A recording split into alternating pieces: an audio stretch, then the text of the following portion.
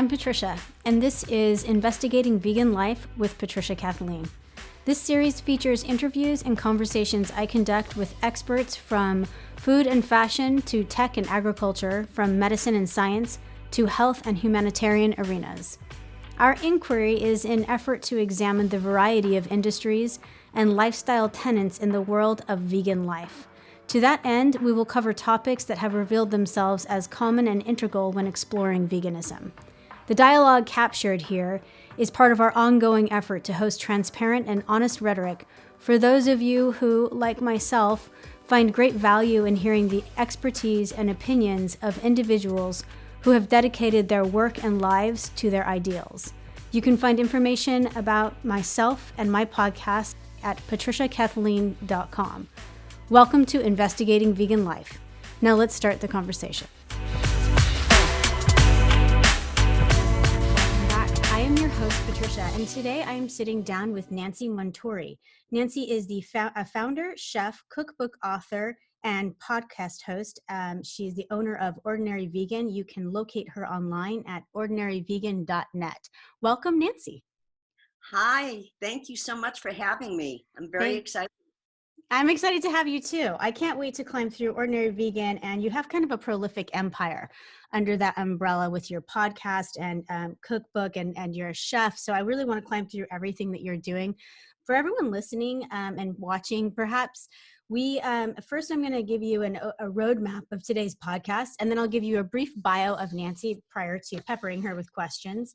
So a roadmap of today's podcast, we'll first look at Nancy's academic background, early professional life, and kind of get a sense of the platform from which she's coming. And then we'll unpack Ordinary Vegan, the website, the services, all of the different attributes that it offers in both its clients and viewership.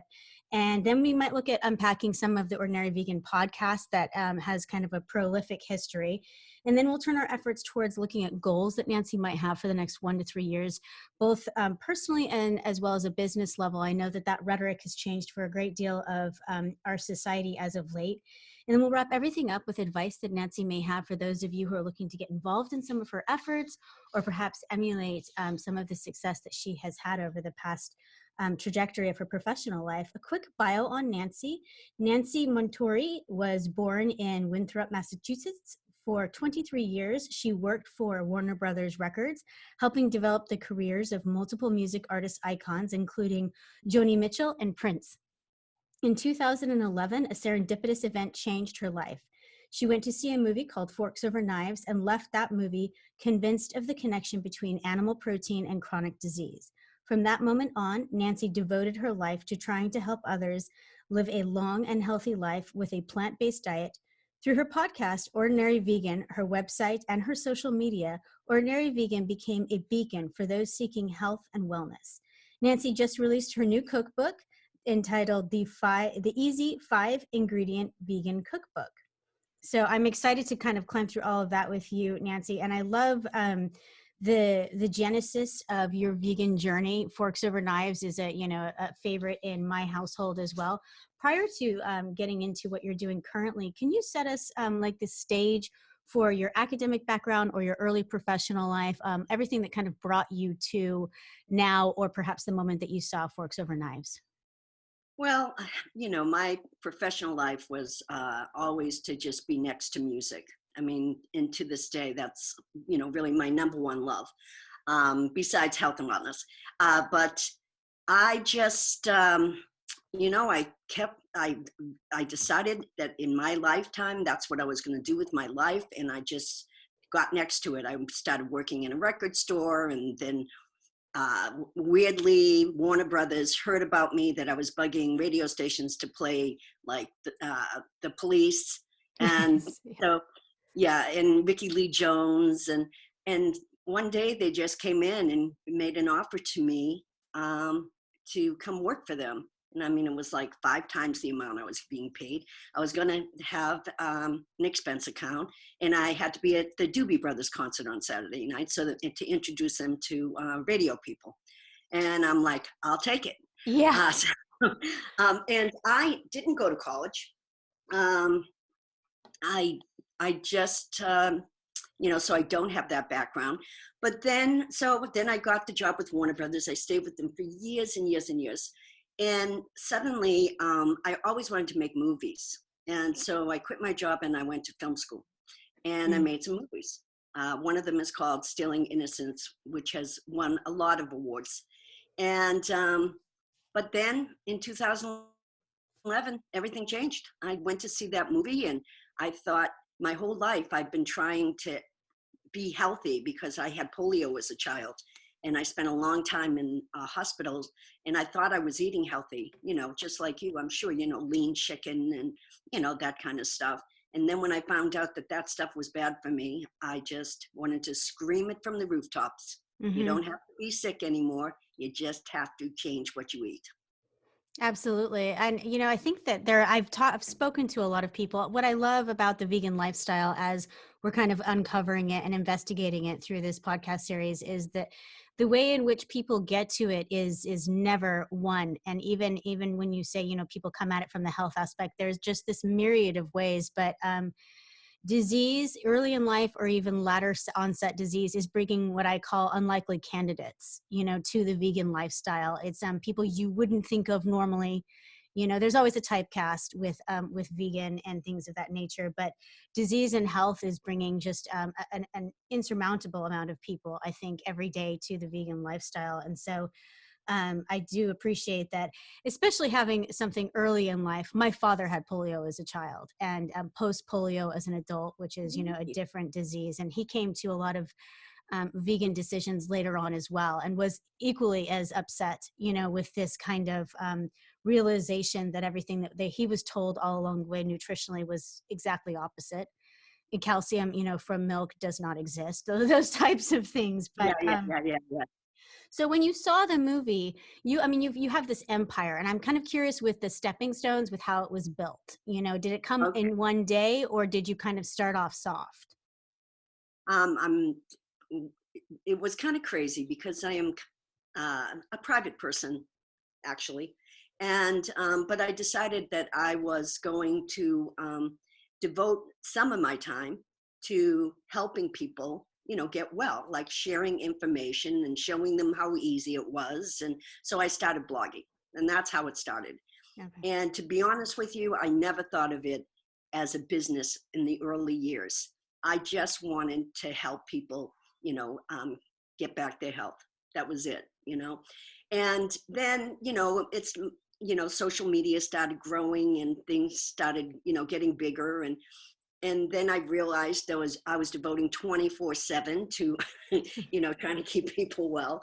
So, so then I just decided, well, as far as my podcast went, I just thought that would give me, it would be bigger thing for me to reach people.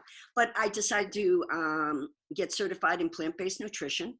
That was the first thing, one of the first things I did, so that I was able to, give out good information. I did that with Dr. Campbell's school. And then, so my podcast grew, and my podcast became popular. And I don't know, I just, then eventually I was in, since I love health and wellness, in 2016, I discovered CBD from hemp. And I thought, this seems like a natural extension in what I'm doing. So I decided to develop my own line of CBD from hemp, and went to Kentucky and visited hemp farmers. And eventually I did that. So now I have a CBD business, I have a podcast, I have a website, I have a lot of things. I mean, I don't do this to get rich. I'll be honest with you. I work a lot, but the greatest gratification is when somebody tells me that, I changed their life, Yeah. Well, and it sounds like it all kind of grew, organically out of itself. I'm wondering really quickly, returning back to the your certification in plant-based nutrition. As someone who has not done it, I'm curious, who would you advise do that? I know a lot of people who become involved in this arena feel it's necessary to become certified in one area or another. What did the certification do for you? How long did it take? And would you advise that everybody who wants to be serious about being plant-based in one area or another become certified? Can you kind of clarify that? First off, I want to say that I highly recommend Dr. Campbell's course. It's not, a 3-day course. It's going to take a few weeks. I don't know how, this was a long time ago that I did it, but they still offer it. And, it educated me. I didn't want to go out and share information with people and without being, completely educated. And now looking back on it, was one of the best things I ever did. And I recommend that course to anybody who can afford it. Honestly, it's just so enlightening. And, you couldn't have a better teacher than Dr. Campbell. I mean, he's, the god of the plant-based world. So, Absolutely. yeah. So, and it might have changed, like I said, I did a long time ago, but yeah, I would highly recommend doing that, especially if you're going to get into this world, even if you're just sharing recipes, plant-based recipes, you should know Right. this. Yeah, and that's kind of what I'm thinking of. There's a lot of quarantine cooking happening and a lot of Yeah. recipes being shared. And I think that, this is an opportunity, especially for online courses, for people who do have a curiosity and things like that. Certification, in addition to research and things like that, just seems like a two birds, one stone type of scenario. So, do you have an official date that you feel like you launched Ordinary Vegan? Was there a year that you launched the website, or because it kind of grew naturally, did it just appear on your lap one day? May 2011. Okay. Like May 2nd. I saw the movie May 1st, 2011. Okay. And I started the website the very next day. Yeah. I was a little technical savvy too. I mean, it wasn't like, a difficult thing for me to, just go out and do. Did anyone co-found it with you, or was it just you? It's always been just me. I have a cousin who has been helping me out the last couple of years because I was writing a cookbook, and now I'm writing my next cookbook, more of a self-help cookbook. Mm. Um, and, but I do it all, and it's a lot of work. Yeah, well, let's unpack some of that because it is a lot of work. And we were talking off the record before we started this podcast. And I Yeah. was mentioning to you that as I was poking around and investigating the website and some of your research, there's a great deal there. You have different areas. So if someone wasn't looking at your website right now, to briefly describe it, you have your CBD, which I want to get into in just a minute because it's a whole nother beast unto itself. But you have your podcast link there, and then you also have links to informational things. Can you describe like the composition of the website, the landing page, and how you came to that? Sure. I have it. Weirdly, I was inspired by Martha Stewart's setup, Yeah. and so I release. I was releasing a recipe a week, a podcast every 2 weeks, and you on the top of my website, you'll see the latest thing I've done, whether it's a recipe or a podcast. And then I also have vegan essentials. I have protein lists, vegan protein lists that can be downloaded. I offer all this stuff free. I don't, this is just graphics that I have made in the past so that can help people. And then I have my podcasts, and then I have some videos I've made. Video seems to be the biggest connector, to be honest. Yeah. That works the most for me. I get the most engagement from my videos. I should do more, and right now, well, we'll get to that, what my goals are, but yeah, so. Okay. And so, yeah, I was mentioning you had a video on there. You have original content you've created, and you also bring in other people's content. And you had a TEDx video with a young woman speaking that I sent to all of my nieces and nephews. So it's really not just what I would like about the engagement of your site is I feel like as much as everybody says their site crosses all, populations and demographics and age groups, yours actually does. There was something on there even for a little 7-year-old to watch, and I like the idea of that. Did you do that consciously, or did that just come about organically as you were creating your content? Well, I'm trying to educate everyone, and, it's just very natural for me to want to, show people things, to inspire people. Yeah. Through other people or through me, or, you know. Absolutely.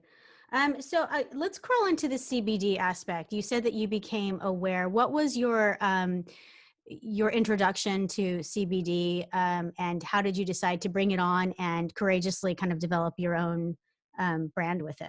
Well, I go to the Natural Food Expo every year because, I to look at new products, new Yeah. plant-based products, and they invite me every year. And one day, in I think 2016, there was this booth, and I was talking to this guy, and he was talking about this natural remedy and how it was from hemp, and which is a cousin to marijuana. It doesn't have THC, very low amounts. And then I started investigating it, and I started hearing from my community, my health and wellness community, that people with chronic pain, anxiety, insomnia were all using it, and it was helping them. And but I mean, I didn't jump in. Like I said, I went to Kentucky. I visited hemp farmers. I only wanted organic hemp. I Mhm. wanted, I wanted to know every step of the way. I wasn't going to have, there's a lot of hemp, uh, CBD oil from China and places like that. So you got to be really careful when you buy it. And I just figured, this is a natural extension of what I'm doing, and I'm going to develop my own line and start selling it. And it's been doing great, and it's been helping people. And, it doesn't help everyone. It doesn't work for everyone, but it works for most. So it's a Yeah. great thing, you know? Absolutely. And there are more and more studies being done on hemp for everyone listening. I know it can be a Absolutely. daunting universe. And being a California resident myself, I know that I have a little bit more knowledge base to it than people who haven't legalized marijuana. But as you said, it's a very different, it's a medicinal aspect. And I think that kind of divorcing the knowledge and understanding that is there's a lot of really great people online that do that as well. And information, YouTube, any way you want to get your information, there's people that can speak to the efficacy and the power behind it. And as you mentioned, just a few, they're still finding remarkable ways, not just with pain alleviation, but that CBD is really helping, people in their struggles and things of that nature. So I think it's an awesome thing to look into, and it goes very well with health, and what you've done with your own trajectory in your Yeah, life. And exactly.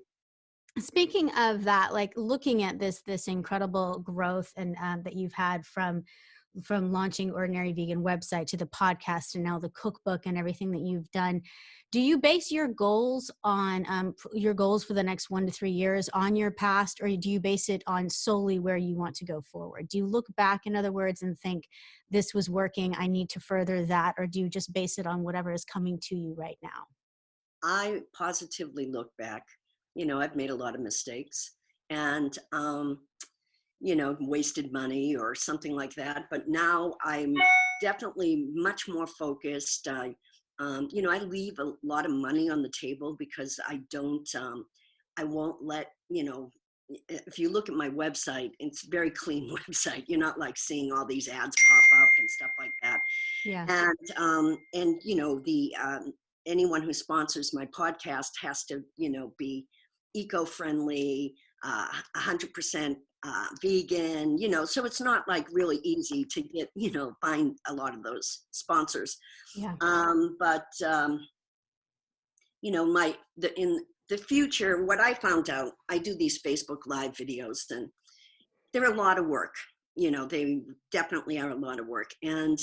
But I find that people respond the most to those, to like seeing and engaging and that kind of thing. So my goal now is in quarantine is to have have a cooking show that is consistent, you know, Okay. certain days of the week. And right now I'm not even, I'm probably going to focus a lot on the easy 5 ingredient cookbook because, that makes it easy for people um, to go on to a plant-based diet. But I'm also, I'm pulling out all my favorite old cookbooks like Padma's and uh, just that aren't vegan, but I'm borrowing a lot of the flavor profiles, and I've been making some outstanding food, to say the least, and it hasn't been difficult. So I'm going to share that. So I'm Nice. looking And forward to that, and there are no plant-based cooking that shows on Food Network, or, they're hard to find. yeah, they are. Absolutely. I think that they are still rare, which is odd because I feel like a lot of things aren't odd these are rare these days. I know. Will The Food Network, I mean, it's like they promote such unhealthy food, and it I makes know. me sad, you know, Yeah. and I don't get it. I don't No, get it. even with the Paula Deen tragedy and everyone feeling so betrayed, I thought for sure that that would launch some kind of a plant-based, Mm-mm. subculture in there, and it really didn't. No, Will your cooking show be live, or have you planned it out that far? I'm writing some scripts for it right now, and I'll probably make that decision probably in the next week or two. I don't know. Yeah. Live is a whole different beast. Yeah, you I know, know. Yeah, absolutely. I do. you know. So do you, looking back over what you've done since the launch of the website in 2011 and everything that you've gone along the way, are there certain lessons that you've learned, like the top three pieces of advice you wish you could have given yourself, knowing what you know now, something that either could have saved you pain or gotten you ahead? Definitely. The number one thing, if anyone's out there wants to start a website, educate yourself in SEO, search engine optimization. That is the number one thing. Um, when you're blogging, in order for people to find you, you have to understand how SEO works. So that was probably the biggest mistake I made, because like I said, I never thought of it as a business early on. So I didn't worry about stuff like that. But now, it's, I always do a keyword search before I even, post a blog, and, Hmm. figure out what's going to make the most sense. I think that follow your bliss. Whatever you absolutely love, that is what you should be doing. And no matter what it is. And that's what I've practiced my whole life. I did it with music. And then I found out, I loved helping people, teaching them nutrition, teaching them recipes, and I followed that. And, that's, I think it's as simple as that. You don't have to overthink it. So many people are like, I want to start a business, but I don't know what it should be, or blah, blah, blah. And it's like, well, what do you love? Yeah, I That's agree. there's your answer. And it might not be really sexy. You might to start. If you love music like I did, I just went to work in a record store because I loved music, and that's my advice. That's great. Yeah, I mean, educate yourself and follow your bliss. I love those two things. I really do. I think that they will serve throughout business and well as personal life. I think those two pieces of advice Absolutely. can be carried all over. I'm curious. I don't know if you have a conversation with yourself that you're comfortable in relinquishing, but I know of a lot of people, not just in the vegan world, but all over the world, who have had conversations with themselves in the business format, and they've taken time to kind of reassess and re-gauge and re-question themselves given the pandemic that's upon us right now. And they've had conversations with themselves and with their employees and their company regarding change or dialogue that they intend to put out there. And so it's an inclusive conversation. It's not just we all held our breath, went into quarantine, left, and it's business as usual, but rather this evolution that happened, during this time period. And I'm wondering if you can speak to any of that that you may have had personally or with your company regarding the ordinary vegan website, or your future plans. Can you kind of speak to how COVID-19 has affected it? Yeah, absolutely. I think what I think about a lot now is tone. Is it's so important to be giving out the right information too. I mean, Yeah. I can't do a podcast right now without talking about it. I mean, that's the elephant in the room. So what information I share, I have to research for weeks to make sure I'm saying the right thing. And things are changing so quickly. It's so hard to keep up with the information that you're reading about, or even don't even know if it's true or not. And that's why I decided to focus on like foods for respiratory health, recipes from your pantry, rather than me focusing on, I'm trying to keep people well during this, and, building up their immune system. So I found that that's, I'm focused on all the COVID-19 ailments that come along with it, and, try to help people there with food, because, food is medicine. Yes. Yes. I think it's the most powerful medicine. Exactly. So, and as a matter of fact, the food for respiratory health podcast is one of my most popular now. Absolutely. And everyone Yeah. should tune into it. You're on iTunes, I believe, and people can also get to your podcast through your website. You have to do my website, on iTunes. I'm everywhere. Whatever you list, Spotify, anything. I mean, Absolutely. my podcast is everywhere. I love it. Well, we are out of time today, Nancy, but I wanted to say thank you so much for taking the time to speak with us and give us all of your wisdom and your history with such candor. And I really appreciate it. I'm hoping that we can circle back around in phase 2 of this podcast and find out more about post-pandemic, how things are going, and how that Facebook Live cooking class is going for you. I'd love to share that, and I thank you so much for having me on. And I wish everyone out there to stay safe and stay well, stay strong, and stay home. Absolutely. Thank you. And for everyone listening, we appreciate your time. Thank you for lending us your ear. We've been speaking with Nancy Montuori, and you can find her at ordinaryvegan.net. Until we speak again next time, eat well, eat clean, stay safe, and remember to always bet on yourself. Sláinte.